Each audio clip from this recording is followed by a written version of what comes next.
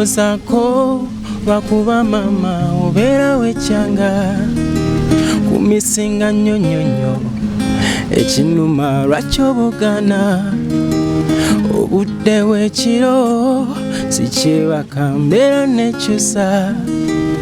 luliba lumu n'abasezi balimpulira mukwano nyamba kanyumira neva sesoka nagikwata naye akakantu akapaati ako kanyumira nnyo ng'omuwandiisi kalina kyekandetera mu bwongo bwange tunuulira nuulira nuulira nuulira nuulira ondabe onibbedawa ya roho uno mutima gukwagala tekugukubye cyuma ongambo njagala nyatebo malokabya umanyira vulavuyo obeera kumpi kundiya era nze njagala omanye mpaka tonunuma and you know I enjoy your presence you know ay wali omwagala era ye yakuba akasimu ku lwasooka oba waliwo yakuyisaamu layini n'agamba omukulu yamati waliwo yampisaamu layini bali bamuyita ni driver we bamuyita Stone is it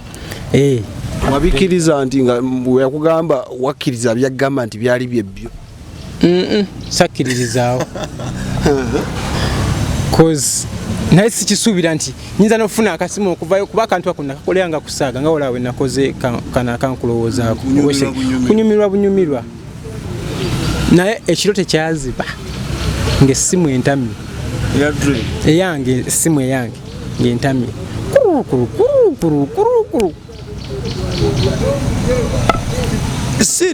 Cyclone olina nnyimba ezizo nnyo nnyingi kozi ndi muwandiisi sinza kubanga seeyagaliza naye nkwewandiikirayo oluyimba lwange lwaki zo tozifaana ombuuziza ekibuuzo kuba zo tetuziraba tusingana amazina taata nga ntobye n'ennyimba zange ku TikTok okwo kweziri nziteekako naye nina ekintu kyenneebuuza nange neŋŋamba lwaki kiba kityo nolowooza ki koza akantu kakenza ako nakakola nga olimba terunaba kumanyika kuba naye nekatambula neŋŋamba kati lwaki olwanga oluyimba bwe ndoteekayo ddu terukuba ng'ate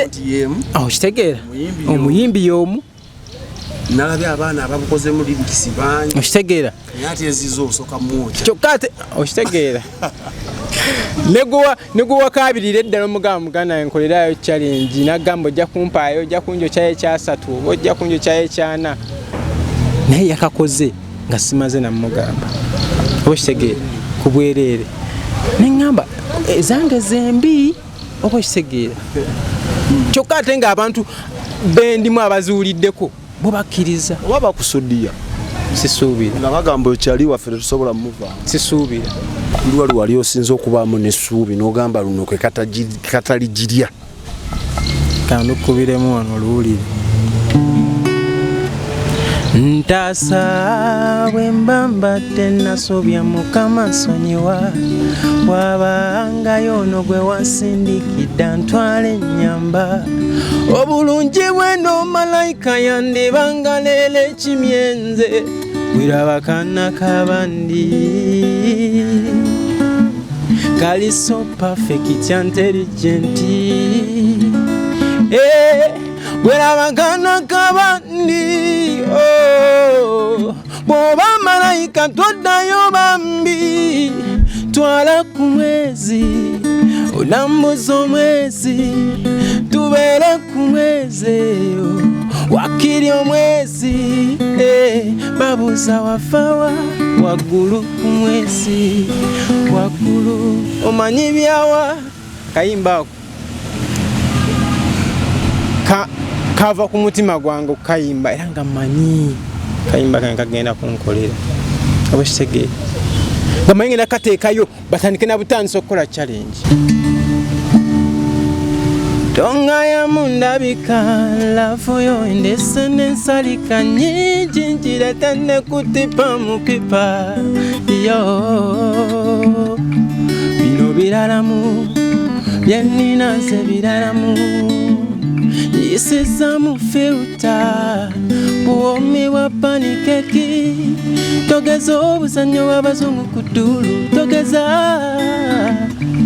topima oje wefumu ku mundu togeza ndikunajo practical tegofunye ndi practical tactical theory mutono mweno Ye. Export TV to the world. Wewa omukwano gwange nkwanirizaako nato olunaku olwaleero omukulu gwendi naye noloza nsekera ngoseka kyemmanya kikusesa linnya lyange nze erinnya ndiyita Mimi Silicone Emergency erinnya liri Mim Cyclone Emergency. Whatever the case kasa omuntu takyuse so gotinayo omuntu omwami ono bambi oyimba bulungi lwakuba ekisinga otambula yensonga lwaki nkulina olwaleero wasooka n'oyimba kali akayimba ka tonga ya munda oba yali open verse ya practice challenge ne kampoomera katate wazzeemu n'okola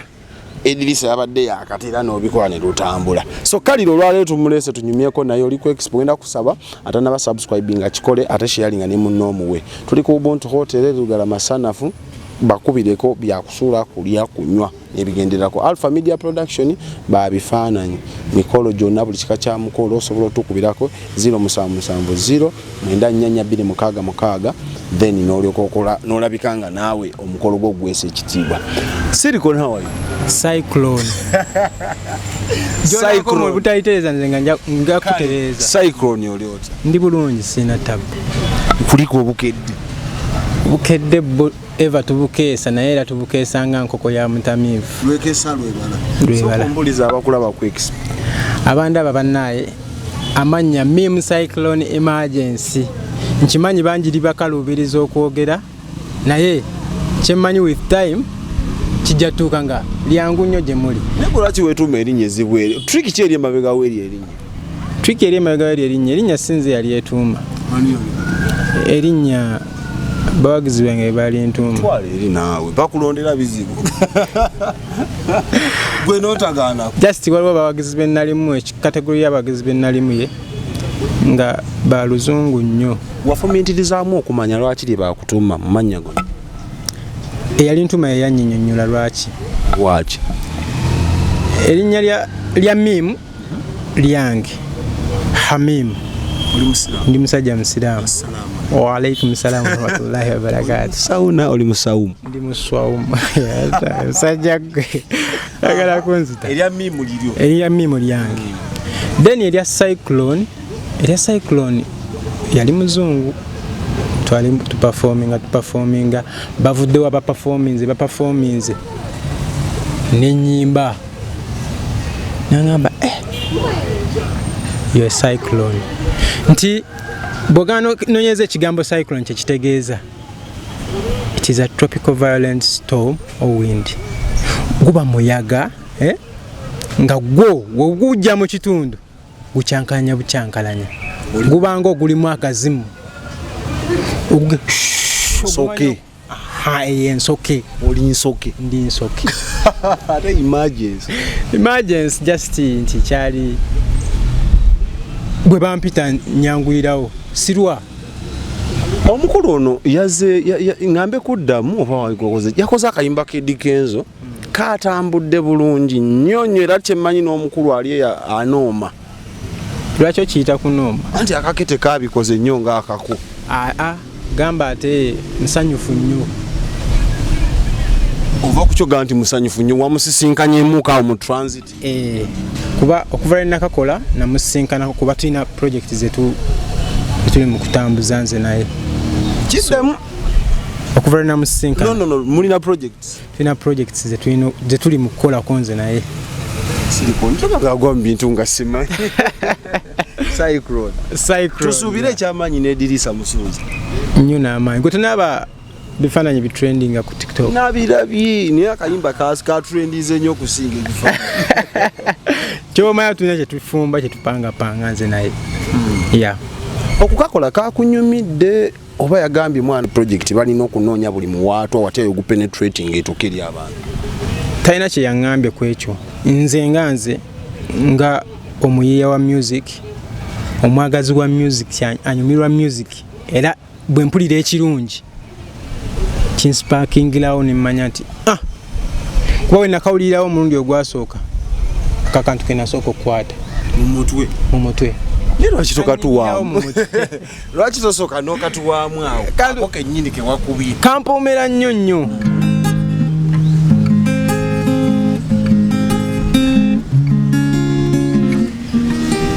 kulowoozako lwakuba mama obeera wekyanga kumisinga nnyo nnyo nnyo ekinuma lwaki obugana obudde w'ekiro sikyebaka mbeera nekyusa luliba lumu n'abasezi balimpulira mukwano nyamba kanyumira neva sesoka nagikwata naye akakantu akapaati ako kanyumira nnyo ng'omuwandiisi kalina kyekandeetera mu bwongo bwange nempulira nga kyanjawulo gyendi nina ekibuzo kyenadenda okubuuza naye sigenda kibuuza cause right nanyini luyimba avuddeyo n'atereeza tetugendayo era abakulu abagamba mbu edikenza oluyimba yalubba era nze kuba nakoze bukozi challenge yange kuba kintu kyanyumidde nenkwata gita yange nenkolaki nenkisuna nenjiwawo waliwo kali akasooka ka open verse nako katuwe nga tetunnabapaala aka practical kaka practical tonga ya mundabika lavuyo okay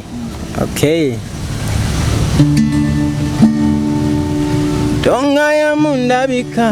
lavuyo ndese nensalika nyingi njirete ne kutipa mupipa yo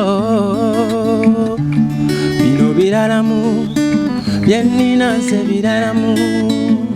yisiza mu filter buomi wa panikeki togeza obuzannyo bw'abazungu ku ddulu togeza topima ojewefumu ku mundu togeza likunajo practical tegofunye ni practical tactical theory mutono mweno yeye autotune oba nedda ate wano balaba ebyuma ebirala microphone yo na gita yaffe bayidawo akantu ako nze ke kasinga n'okunjagaza n'okutegeera gwe kiki ojjukire kye kakugattamu ako akasooka kayinfocus akakantu kangattako kinene nnyo cause first of all bantu bangi bantegeera kwako akantu pages zange zeeyongerako nafuna abanzikiririzaamu cause bw'otuuka okuwandiika ekintu ekyo abantu ne bakiwuliramu ne bakikiririzaamu ne bakinyumirwa oli ajja gy'olina kugamba mimu mpandiikirayo nange kyompandiikidde so nafuna trust eri abantu abo nentandika owandiika ennyimba nentunda ennyimba ezo cause yali bizinesi yange naye nga tenaba kukola tebannamanya naye kati era abasinga bammanyi nti mpandiika. Before that project eyo gye wakola eyo wali omiitinzeeko Kenzo before? Nali simu meetingangako gumundi gwange gwasooka era kakantu simanyi kankwera kyamaanyi nnyo kuba Kenzo kuva ddanga mwegomba byakola nyambala ye nyimba ze zayimba okitegeera kuba nyingi zemmanyiiko nga bwe nziyimba mpulira ddala nda nga luyimba akayimba bakayita mbirombiro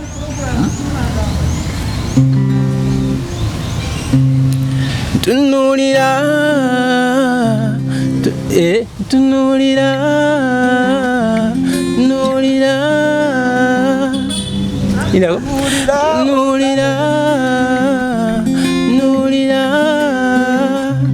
nulira ondabe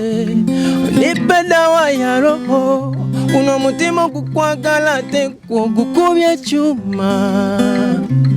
ongambo njagala nyatebo malokabya umanyira vulavuyo obeera kumpi kundiya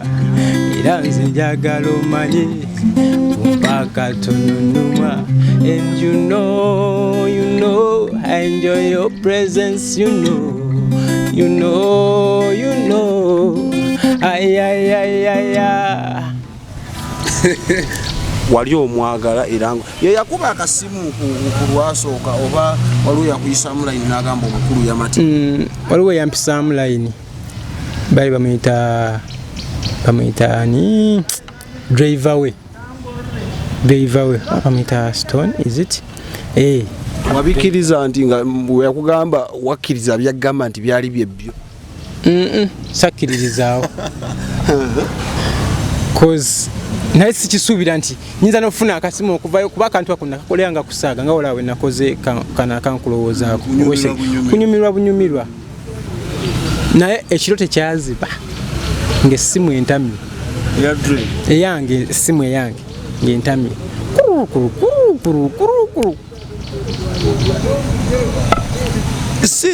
Cyclone olina nnyimba ezizo nnyo nnyingi kozi ndi muwandiisi sinza kubanga seeyagaliza naye nkwewandiikirayo oluyimba lwange. Lwaki zo tozifaako? Ombuuziza ekibuuzo. Kuba zo tetuziraba taata nga ntobye n'ennyimba zange ku TikTok okwo kweziri nziteekako naye nina ekintu kye neebuuza nange ne ŋŋamba lwaki kiba kityo. Nolowooza ki? Koza akantu kakenzaako nakakola nga olimba terunaba kumanyika kuba naye ne katambula ninga kati lwaki olwanga oluyimba bwe ndoteekayo ddu terukuba ng'ate okitegeera omuyimbi y'omu nalabye abaana ababukozemu lirikisi bangi okitegeera ate ezizo osooka mwoca kyokka ate okitegeera negwe wakabirira eddala omugamba enkolerayo challenge nagamba ojja kumpaayo ojja kunjokyayo ekyasatu oba ojja kunjokyayo ekyana naye yakakoze nga simaze namugamba oba okitegeera ku bwereere neŋŋamba ezange zembi oba okitegeera kyokka ate ng'abantu bendimu abazuuliddeko bo bakkiriza oba bakusudiya sisuubira nga bagamba okyali waffe tetusobola muvaamu sisuubira kuba nange nakyali wange ogwensudiya buli gwaŋŋamba ngenda kuba gravity ngamba yes mukunja osobola tukube ngenda kuba Museveni konze kuba omuntu akusudiya asobola okwevamu n'agamba mimu nsaba ojja onnyimbirawo ku mukolo gwange ngenda kukuwa ssente nga kyogenda oyimbirawo nnyimba zo ate nga sigamba nti akulinako akakwata ennyo ali mu kugamba nti mwana ono kangezeeko pushinga naye nga just awulidde ennyimba zo nagamba njagala onnyimbireko ku mukolo gwange oba kitegeera kitegeeza kirungi ennyimba mmeka ezo eziriko nnyimba ezange ziri recorded si lumu si bbiri ziwerako lwali wali osinza okubaamu n'essuubi n'ogamba luno kwe kataligirya kandukubiremu wano oluwulire ntaasa bwe mba mbadde nasobya mukama nsonyiwa wabangayo ono gwe wansindikidde ntwala ennyamba obulungi bw'eno malayika yandibanga leero ekimyenze wiraba kana kabandi kali so perfect intelligent wiraba kana kabandi bw'oba malayika toddayo bambi twala ku mwezi olambuza omwezi tubeere ku mwezi wakiri omwezi babuuza wafawa waggulu ku mwezi waggulu omanyi byawa kayimba ako kava ku mutima gwange okayimba era nga manyi kayimba kange kagenda kunkolera oba kitegere nga manyi ngenda kateekayo batandike na butandisa okukola challenge ne mama kakuma kwa akawunti production watuseera omanyi osobola okukola ekiyiiye ekyo nga kirungi production waizaawo output nebanga nga teri pleasant sofa ba producer ben nkola nabo si babi kola nani bamwita Felix Pro si mubi akoze nyimba eziwerako ezikoze hit abo kitegera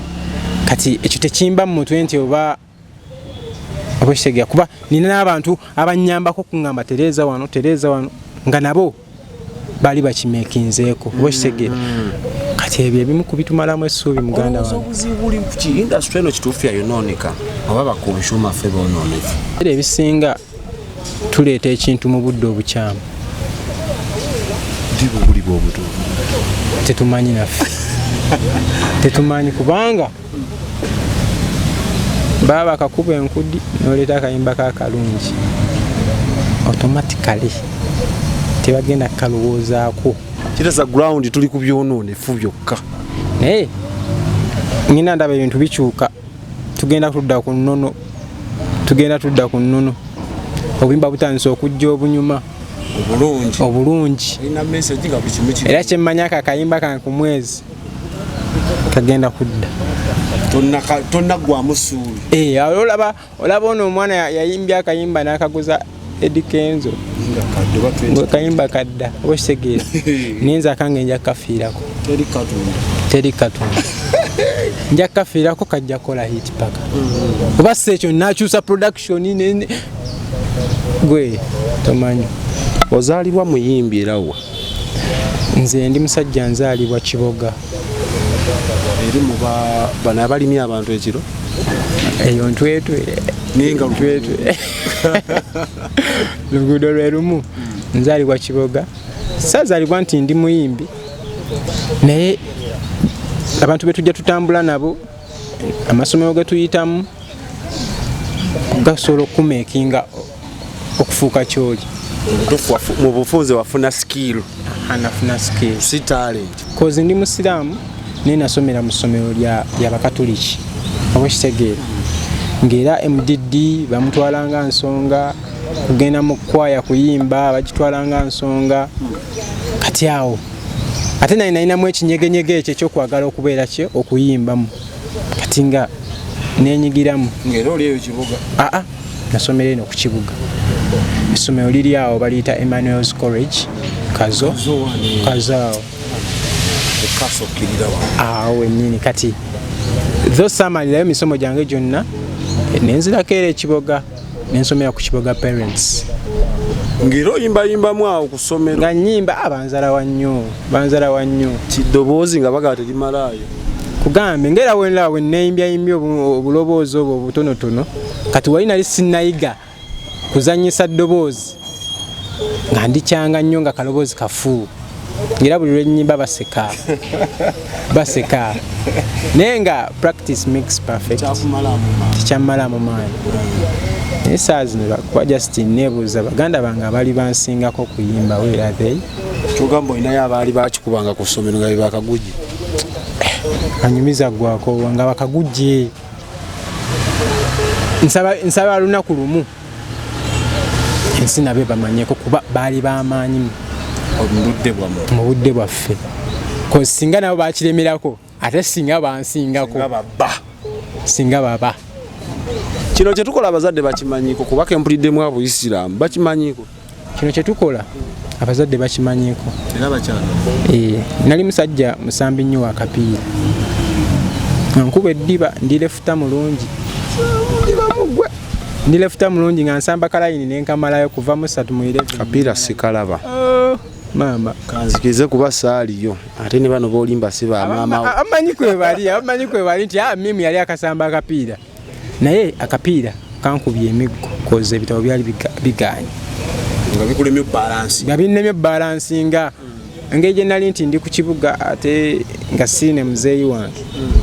nga kasimu kamukubirwa nti omwana omupiira gumumazeemu takyayagala kusoma bwe kitegeera kati nga buli wadda wajja kakibooko kavuga wekitegeera kyokka nga ate eri ku mupiira bampaana nnyo ate bwe nagenda ku ssomero n'ennyimba interhouse competition ne tuwangula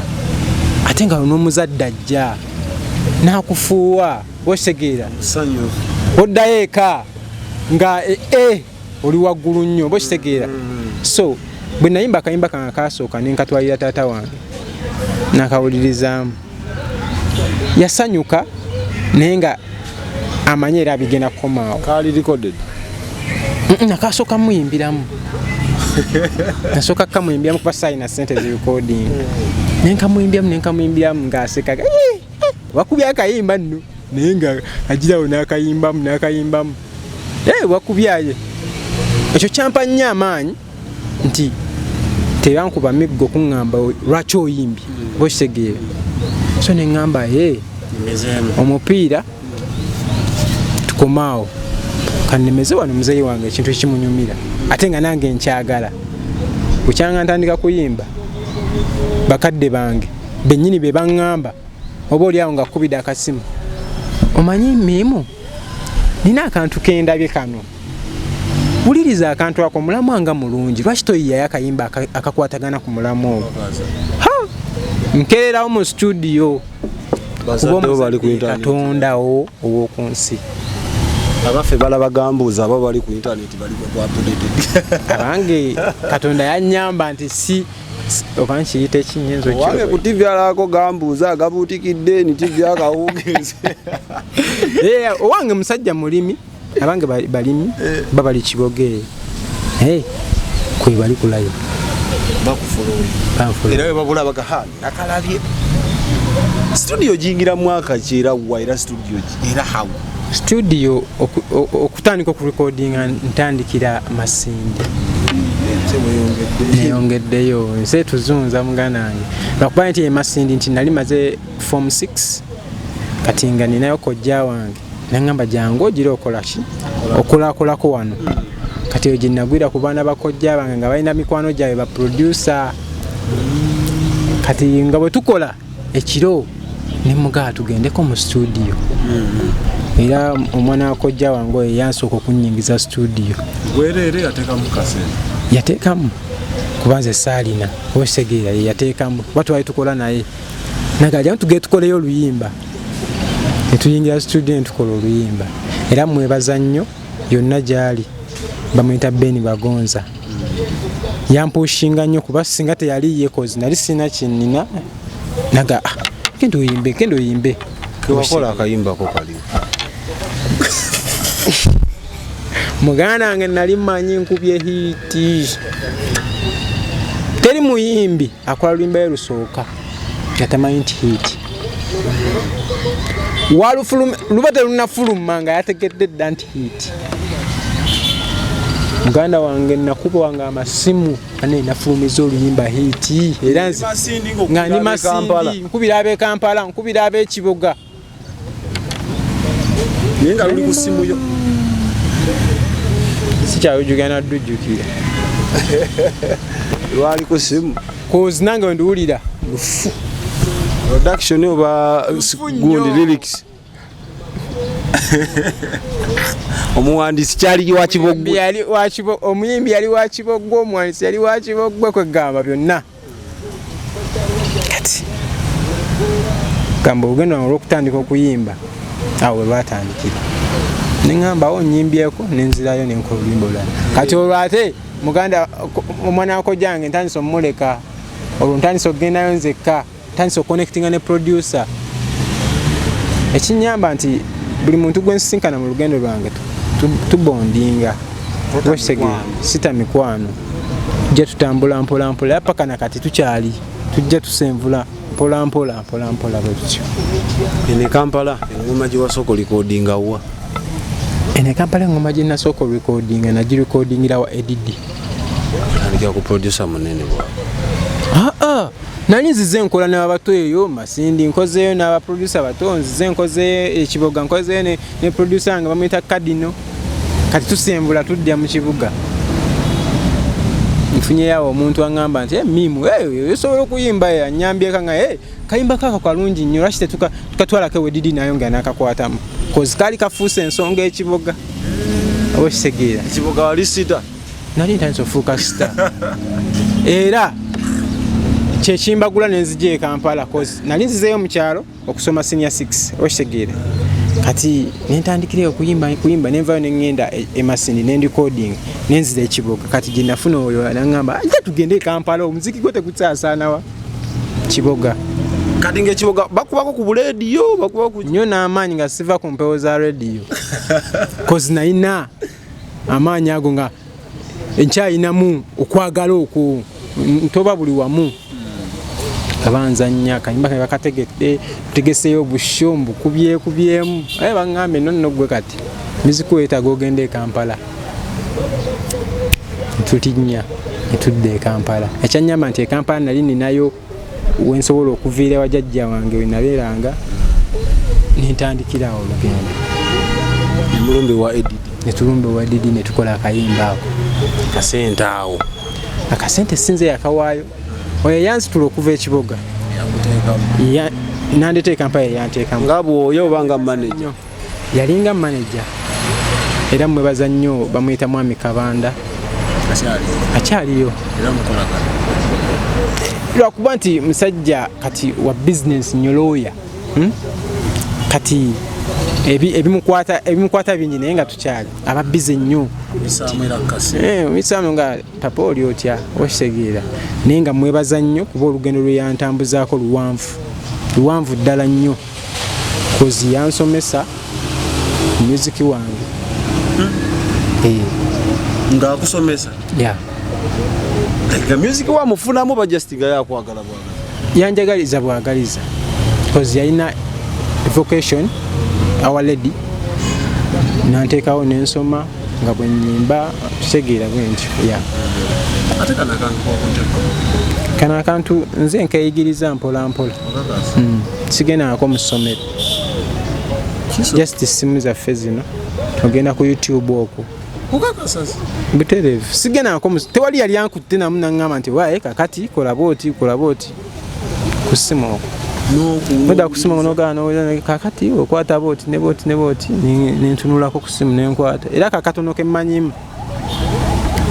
nkayigidde ku ssimu project eringa eri serious eyo nga buli kimu steady yawa era project ki ngeri student ewedde nawe nogamba nti buli kimu kiri balance production nungi lyrics ziri makiwa n'omuyimbi asajja ku Felix producer oyo era mwebaza nnyo kuba mpadde omukisa gw'amaanyi nnyo omanyi omuntu okufuula muganda we n'akuteekawo mu studio ye n'agamba mimu tova wano tuula awo kola kino ne kino yiye akayimba bwe kati ne bwe kati nti ebyo by'oyiyiza bikyamu kyusa mukola booti oyaba munno oba okitegeera kuba bangi tugendayo ne tukola ne tulikodinga nakulikodinga nakukubira eŋŋoma nokwata olimba notambula n'ogenda ali ku business kyokka kyafaako naye ono Felix Pro ankuma nanga mimu nno kakati awo olaga wakyamu kwata wano akayimba ako kubuye style bweti naye nze kyenda kala alinga audience gyendi andirectinga nanga kati kola booti era mwagala nnyo omusajja oyo bukyanga musinkana badde siddanga mu mabega makakola projects nga mmeka naye nakola projects nyingi cause ne bempandiikira abasinga era awo tulinayo ababba betuwandikiddeyo oba tebaagala boogera ababa gye bali nakuba sinafuna nnyo chance ndowooza oba balinze kaseera ki muziki wange webanamuteera era simanyi bbanga lye mulindidde mu muziki gwe nkuguta naye wabawandiikira baliyo baterese obawandiikira ne bagula ne batereka omanyi muziki ono aliko tayimu oba oluyimba nga kati terukola newooluta naye nga liwo ekiseera lujjira ne lukola tulina lwalowandise ne luteebwako mu mpewo wewe ne tuluwulirawulira kali lwaninga lwaluwandiika ne luteebwa waliwo akayimba kanyumira nnyo bambi waliwo omuwala bamuyita Esi Mulungi yakayimba ne omulenzi w'embalala eyo Megatron nze yakawandiika. Megatron erinnya ly'amaanyi eryo. Megatron yayimba ne Ray G.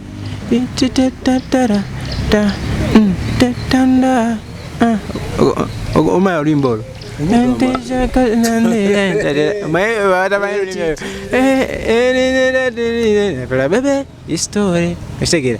Yayimba n'oyo Ray G yakakola n'oyo Esimulungi kabimba kalungi nnyo okawuliriza nze yakawandiika. Gundi kije twasooka ofuna ey'amaanyi ko mu peeni oga akasente ddala kasente kano lwaki tukeesigaliza kagwawa ate tugenda kusaba ekimu ekyeku bajamantu nnono situgenda kusaba zaka kasente kano kankeesigalize. kulabako n'Ebonies eyo famire yange. Ebonies famire ate nga ssomero nnyo. basisinkana otyo bayingiramu. Ebonies nina akayimba kange nayimba bakayita Isabella. Oh mukwano Isabella bangamba ko tuli amapela kyova bekiwato kyekyo kigonderera nawulira otambula obeera osagala olwo nnono nzijukiza bali ab'embalala namusanga mu theatre La Bonita ebonzi yayinayo omuzannyo gwayo ne bamuwa mukajjansa ajja tuziniremu Isabella. Akayimba ako nateekamu layini ezo namusanga mu theatre La Bonita kika kayimba kenkugambye akankolera hiti ewa ekiboga kati nzije Kampala bangagenda okakolewa edidi nkakola omusajja ngamba katukoze tukyo kushootinga video yako nga Ebonies abo baina Visual Studios shootinga video oyina gwomanyiyo itata nze yakajja ku kibuga nina gwe mmanyiyo oyo ejja tusituke tugenda tutuukayo batuga sasula akasente tukole video tukasasula nkola n'abaana awo kwaliko Aji Swaga omumanyi mwali ne mu video yange kadda akafaananyi bwadda video mwali n'abaana abawala awo baalimu etuma ogikola nfuuka mukwano gwabwe wekitegeera wano kukola video baali basabayo kasente babya twabawayo kasente ngera omanyi nti omulimu guzze nsasudde video buli ba extras mbasasudde byonna location byammwe after mukukola video ofunyemu emikwano nafunamu oba Aji Swaga kati nzirayo ngamba Aji Swaga lwaki sijja nendako ku mukama wammwe nawulira mu kayimba kange kati ntuukayo wa mukama waabwe bamwita Mwami Katenga kamuwulizaamu mukama wa Ebonies namusanga mu theatre La Bonita Theatre La Bonita watuyimbyeko webale nnyo ne mugaa taata mbadde nsaba mpeyo omukisa ezo ennyimba nze nzewandiikira nammwe nkole ki mbawandiikireyo ku nnyimba naga tujjudde tuteekateeka kutoolako bantu ate gojje mugaa taata nowandi mpaddeyo omukisa nange ngezesa okay kankugezese naye bukyanga ngezesa naye kennyini tanneevuma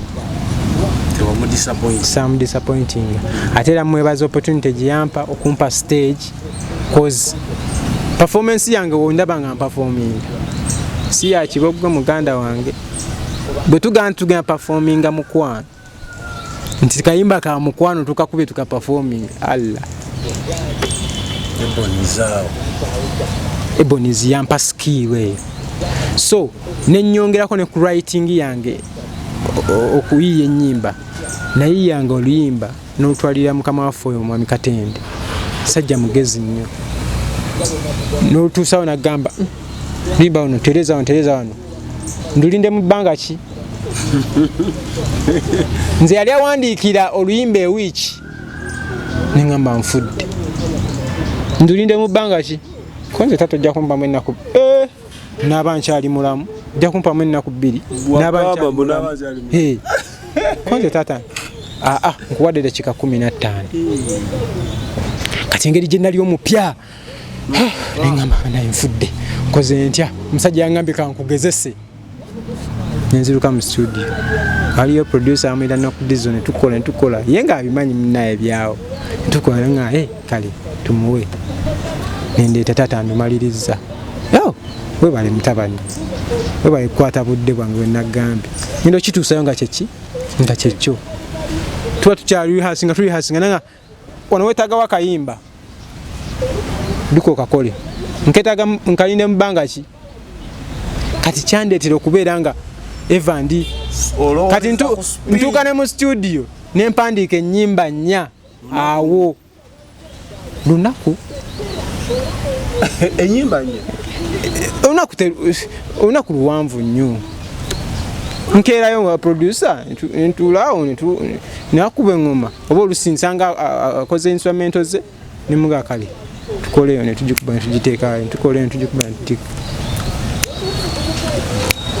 nako oluddako neturevisinga oba kitegeere so mwami Katende yanteekamu ekyo yandeetera obwongo bwange okubeera nga bulowoolezaawo mangu ku speed okitegeera kati nkimwebaza nnyo ekyo okumpa platform okunkumaakuma kuba najja ndi mwana muto mu Ebonies kuba kati okuze sinakula ninga mwemeka oba tukireke sinakula naye ninga mwemeka oba tukireke tuli ku ddaala eryokubiri anti ali ati eddaala libeerako namba yaalyo eddaala lyakubiri kwetuli gwe kyobamanya tuli ku ddaala lyakubiri aba emyaka giri mu kaki nzisima kiri mu ate nga ne 23 March si Sunday birthday yange nisima bakye kiri mu myaka buli wongamba nze nyongeramu oyina emeka watu omuzindalo kole interview agenda tandika ku interview ng'ate siku saa kiri mu myaka ya rabbi nze buli wongamba nyongera ate sikyusa buli bambuzo ine emeka ndina 3 nange oba neetuuma ekyo nina 3 wendituukawo tenzira wansi nina 3 mbanga desire buli kaseera 26 nina 3 writer kimulayini y'obuwandiisi gwe wegomba writer akikubira Silver Kyagulanyi mwagala nnyo tho nti kale yatuuka ekiseera naaba nga omuddemu naye mu lugendo lwaffe luno namba writer beŋŋamba nti kakati oyo muno omuganda nga yatudde ku peeni sisala nzirako ebbali nina abantu bange waliwo Faino Dr. Brain Good Trevor Alvin Keys omanyi naye mulaba edduka musajja mulungi nnyo kati abantu abo mwana fo obuwala simanyi skies shina skies soko muleke lwaje muleke soko muleke soke tugende n'abaana abana baba Andrea daddy mwesonyiwe nze nkugambye abantu bange bameka yes woman Rafik kugambye abantu bange bameka kugambye abantu bange bameka banna abo kubanga kyemmanyi ku mugigi guno ogujja ebagenda owanira industry nze nkubuulidde bana tebali exhaust kuba Dr. Brains atuwadde nnyo era akyatuwa kuba yatuwadda era akyatuwa bwe kibanga ye calling yo muganda wange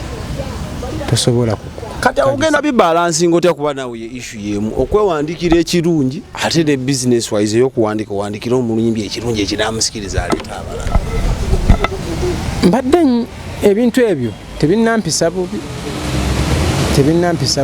sijja biwaayiriza era nsaawe ebintwalidde bisooke bintwalirewo kuba big size olumu yakola statement bayakola ku muyimbi kinga ate writer naga tosobola kubeera writer ate ng'oli muyimbi n'okimakinga buli omu alina endowooza ye oli legend alina endowooza ye kati nze atali legend nina kumuprovinga wrong ndikisoboka kitegeera kanjira nkikolako tulina ebirooto nnyo myaka ng'emeka nga tusaba nze nina okukkiriza nti n'enkya kiggwa cause katonda yasalawo oba kitegeera nja kuba naakavaano naawe nteekeyo akantu anko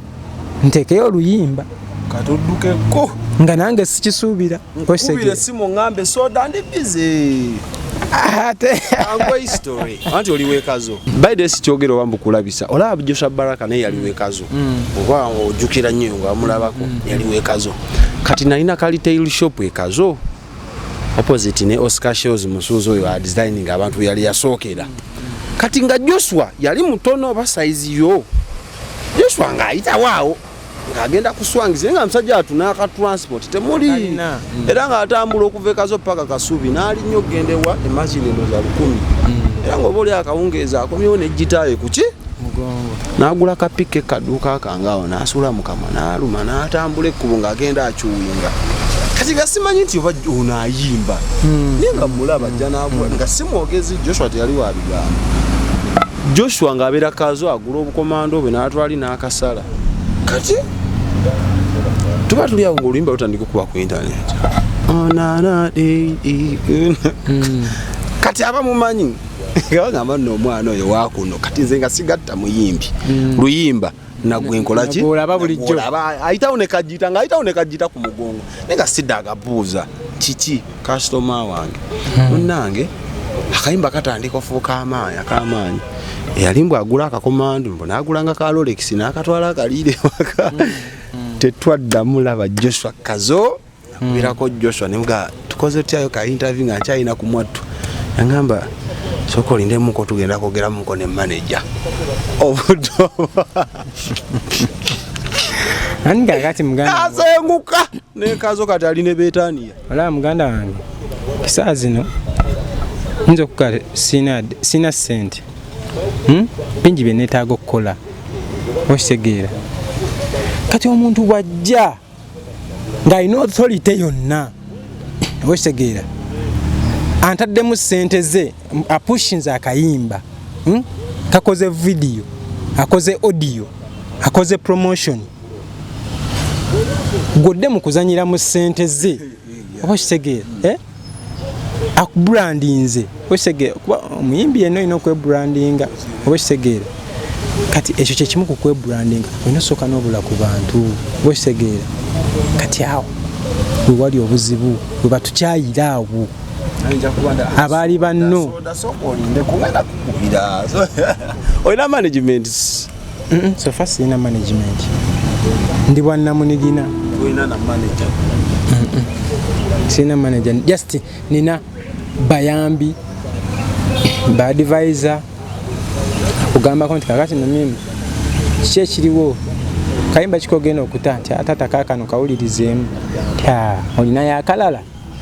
kano soko kaleke soko kasibe nti kano kati naka kantu ako kateke mujita nti kale mujiteekamu omanya nti alinako idea ku ndongo akuyambako kukwagala sigamba nti aga nti mimi agenda kunsasula omusaala era mbebaza nnyo nina musajja wange bamuyita Ota anyambako nnyo nampabula nanga mimi leero niwakoze gasiya tekikumala mmaanyi tekimalanga mu maanyi mbange nasooka okukola nalinya ku stage nali performingire obutikitiki buna lwaki kiba nagesagana duyimba kacupa kibankubanku bucupa naye ekyo kyokka kyekikya ntuuseeko obutikitiki bwali buna. Ladies and gentlemen, twaniza omuyimbi omupya DJ nateekayo oba lwamuulikikira bubi kyokka nga tewali bayimbi balala baddako neŋŋamba papa buzibu ki nakujjayo nanzijayo mwali luddawe Masindi owe Masindi yakujawulira trash ngawulira kasasiro wanyigamu ku budde nanyiga kuba tomanyi kuba singa sanyiga singa nkyogeddeko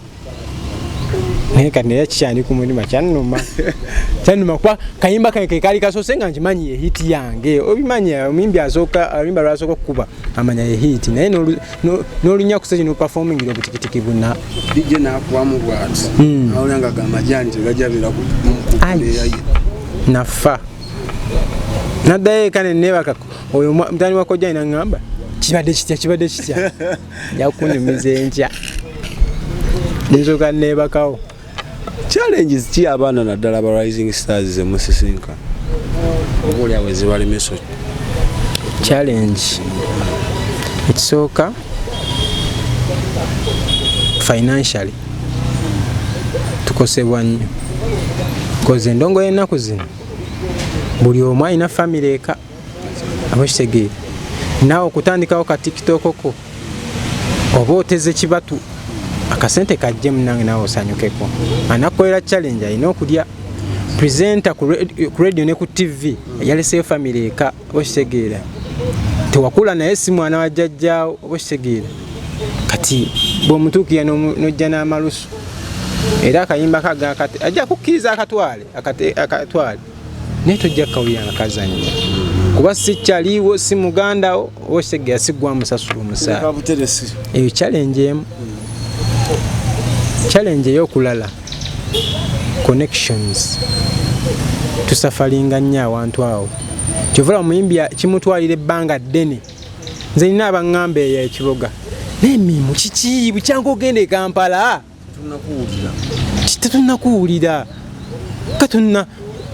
tetukulaana ku TV tetukulaa ku radio nonyenya omutwe nagamba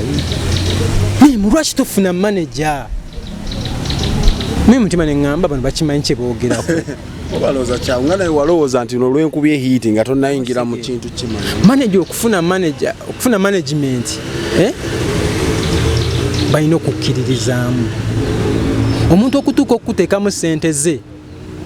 alina okuba nga akutegedde nnyo era nga amanya azijjayo baba takutegedde nnyo mpozi ng'olina ekyenjawulo ky'okoze era nga azze ate kukulyako kuba nakirabira nze ku kapulakiti ako nafuna amasimu mangi nagambye naye ng'oli akubira essimu nagamba mimu kiri kiti olina management okitegeera ko nze sirina njagala kumanaginga nogamba sirina buzibu olwokuba alabye okubye olinako okubyeyo oba okitegeera kati waitewo mwezi gumu ebiri TikTok nga bw'ogimanyi oba akateekayo oti chikeni bamuwa baba akamuwa Junior nagwa kabenji okitegeera aga yeewadde olwo otaddewo akayimba awo wakati okitegeera kati nekagwa eyali akubidde essimu kuga nti mimu njagala kumanaginga takomyewo olwoyo ng'omanya njadde abye ow'okuliira traffic kali kati ate oli akukkirizaamu atwala ebbanga ddene nnyo abeera akwetegereza naye n'omwana we namuteekamu ssente zange tawaganyale teziife okitegeera kati ebyo byonna tubifeesinga so nojjanga ohasolinga ogenda ogamba nti kakati ngenzeeko wa producer ono nsanzeeyo bali tojjo mukozeeko omukwano ebbanga lyomanga okola ku litojjo omukwano naye okutuuka okukkiririzaamu ddene n'otambula n'odde wala n'ogamba nti kati ngenzeeko ku bbala yeeno dijjewo eyo mukozeeko omukwano ddene ebbanga lyotwala kati akaseera konna ako koomala nebajja ne bakugamba nti awo bayimba ddaawo naye tebavaayo bava mu bwapukaami naye nga musajja wattu akasente tolina oli mu hasolinga okitegeera ate bino bingi nnyo ani yali akikozeeko ng'okumwerabira afazaali tekimbangako nnyo kyamaanyi naye kyali kibadde ku mukwano gwange bambi twali mu competition ezimu ewaffe kati nga omwana akayimba ke abantu bakaagadde okitegeera ali mu auditions bazikoze atambudde akayimba katuuse ku final kati bategeka auditions mu kyalo baga nti kakati abaana bataano bano bagenda kuyimba ku audition zino be bayiseewo bambi omwana abantu abasinga bajja ku lwoyo essomero lino abaana kuva ku senior 1 paka ku senior 6 ngaze bawagira owaabwe mwana atu ali backstage bateka yasooka batekayo okubiri batekayo okusatu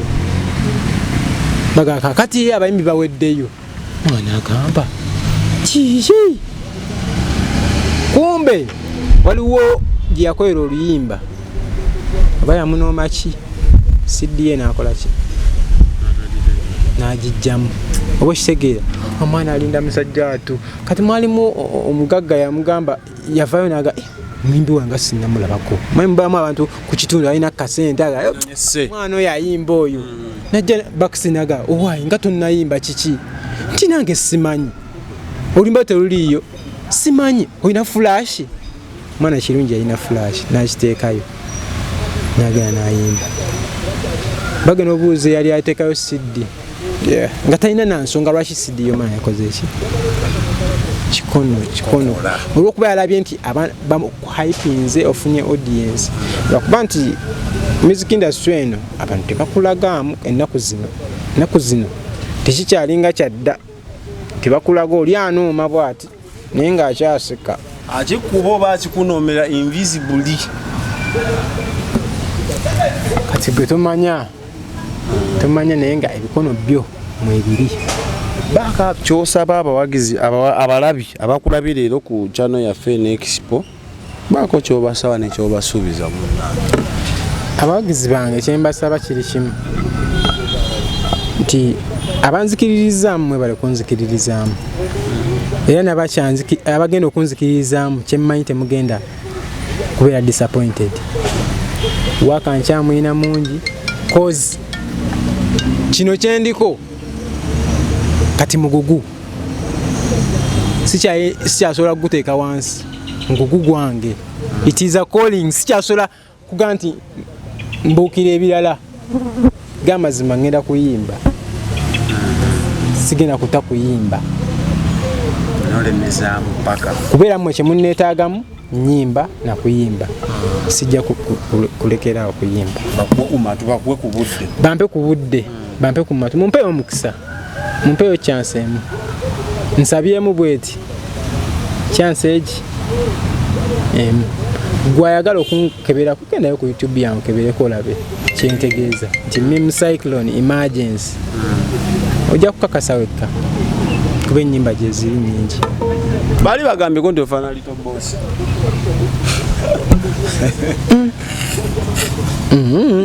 negwe tutokiraba munayo just mu comment zange ali omuntu gwe bangamba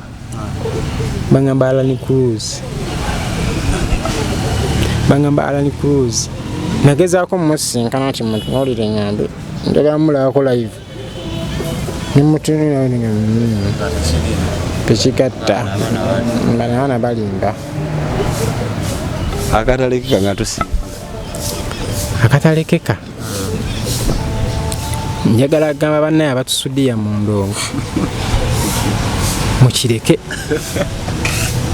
mukireke ekyokutusudiya ngamba amazima n'abantu abatusudiya nga ddala alina wasobola okupushingako n'akwongerako naye nga takikola bambi mutuyambe cause omuntu ojja n'omuwuliza ennyimba zo January to December omwaka ne guggwako n'odda n'omulala naye nga kugamba mwana oyimba osabula kyokka nga ate alina opportunities zonna wasobola okukutuusa n'ogaa nti mwana ntadde waneena awo mpiseewo naye nga takikola bantu kyensaba ekyokumpaana kireke kuba nange bwe kinaasukka mu myaka 4